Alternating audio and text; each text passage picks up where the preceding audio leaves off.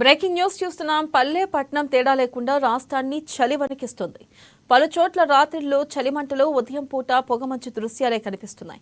2-3 రోజులుగా రాష్ట్రంపై మంచు దుప్పటి పరుస్తున్నట్లు వాతావరణం మారింది. రాత్రిపూటే కాదు, మిట్ట మధ్యాహ్నము ఈదురుగాలులు వేస్తున్నాయి. రాష్ట్ర వ్యాప్తంగా 15 డిగ్రీల లోపు కనిష్ట ఉష్ణోగ్రతలు నమోదవుతున్నాయి. ప్రధానంగా ఉత్తర మధ్య తెలంగాణ జిల్లాల్లో చలి ప్రభావం ఎక్కువగా ఉంది.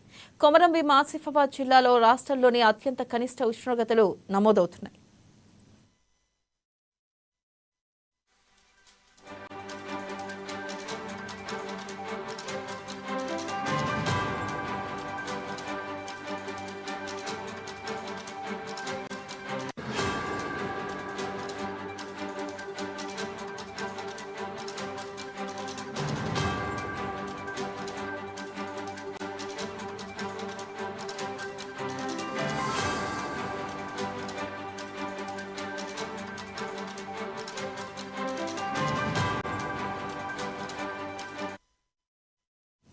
ఆదిలాబాద్ జిల్లా బజార్ హత్నూర్, భీంపూర్, బోధ్, బేలా, ఆదిలాబాద్ గ్రామీణం, నేరేడుగొండ, మావల మండలాలు వణికిపోతున్నాయి. ఇక మధ్య తెలంగాణలోని సంగారెడ్డి జిల్లా కూడా గజగజలాడుతుంది. దీనిపై మరింత సమాచారాన్ని మా రీజనల్ కోఆర్డినేటర్ సత్యనారాయణ అందిస్తారు. సత్యనారాయణ, చెప్పండి, అసలు ఆదిలాబాద్ పరిస్థితి ఎలా ఉంది? అక్కడ చలి తీవ్రత ఏంటి? అప్డేట్స్ ఏంటి? వెనెలా, గుడ్ మార్నింగ్. గత 2 రోజులుగా చూసినట్టయితే ఆదిలాబాద్ జిల్లాలో ఉష్ణోగ్రతలు భారీగా పడిపోతున్నాయి.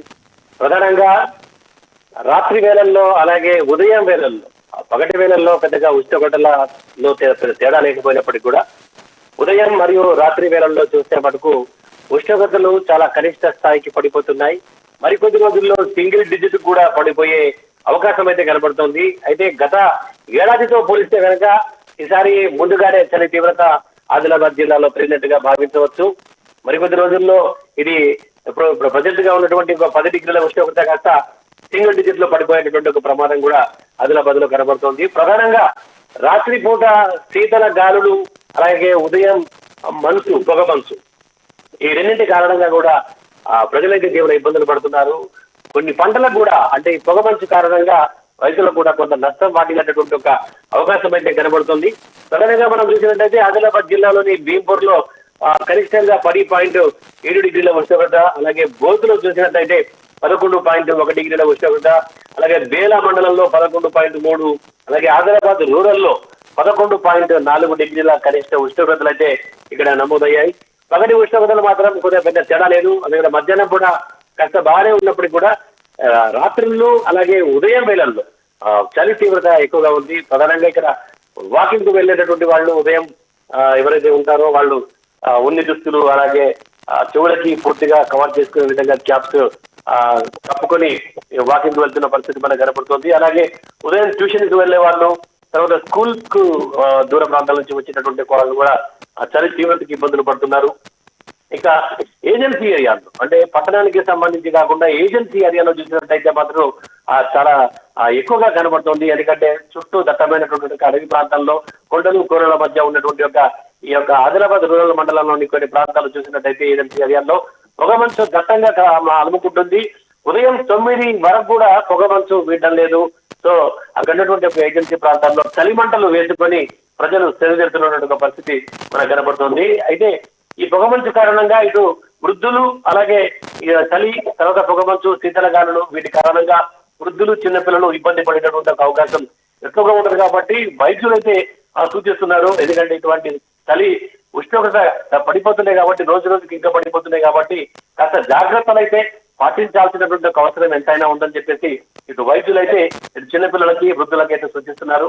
ముఖ్యంగా ఆస్తమా వ్యాధితో బాధపడుతున్నటువంటి వాళ్ళైతే ఇలాంటి వేళల్లో, అంటే ఇటు ఉదయం కావచ్చు, లేదా సాయంత్రం వేళల్లో కావచ్చు, రాత్రి వేళల్లో కావచ్చు, అత్యవసరం అయితే తప్ప బయటికి వెళ్ళకపోతేనే బాగుంటుంది అనేటువంటి ఒక సూచన అయితే వారు అందిస్తున్నారు.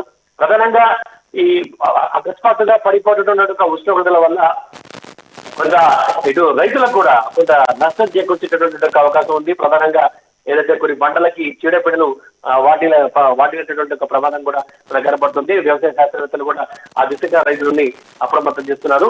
ఓవరాల్ గా చూస్తే ఇలాంటి ఉష్ణోగ్రతలు ఇలా రోజు రోజుకు ఇంకా పడిపోయేటటువంటి అవకాశం కనబడుతుంది. మనం విజువల్స్ లో కూడా చూస్తున్నాం. ఉదయం 9 గంటల వరకు కూడా ఎక్కడ కూడా కొండ ప్రాంతాల్లో ఏజెన్సీ ఆదిలాబాద్ రూరల్ మండలం, అలాగే ఇటు తలమడుగు రామసే మండలాల్లో కూడా దట్టంగా పొగమంచు అలుముకొని కనీసం అక్కడ రోడ్డు కూడా కనబడినటువంటి పరిస్థితి. ఇటు జాతీయ రహదారిపై కూడా ఉదయం కూడా వెళ్ళేటటువంటి వాహనాలు ఆపుకొని అక్కడ కాస్త సూర్యుడు కనపడిన తర్వాత వెళ్ళేటటువంటి పరిస్థితి మనకు కనపడుతుంది. ఎందుకంటే దట్టంగా అలుముకున్న పొగమంచు కారణంగా రోడ్డు ప్రమాదాలు కూడా సంభవించేటటువంటి అవకాశం ఉంటుంది. కాబట్టి వాళ్ళు కూడా అప్రమత్తతగా ఎప్పుడైతే పొగమంచు వీడి కాస్త సూర్యుడు వెలుతురు వచ్చిన తర్వాత వాహనాలను బయటికి తీస్తున్నారు. అంటే ఓవరాల్ గా చూస్తే ఆదిలాబాద్ జిల్లాలో మాత్రం రోజు రోజుకు పడిపోతున్నటువంటి ఉష్ణోగ్రతల వల్ల మాత్రం ఇటు కొంత ప్రజలైతే ఇబ్బందులు పడుతున్నారు. Right, thank you Satyanarayana.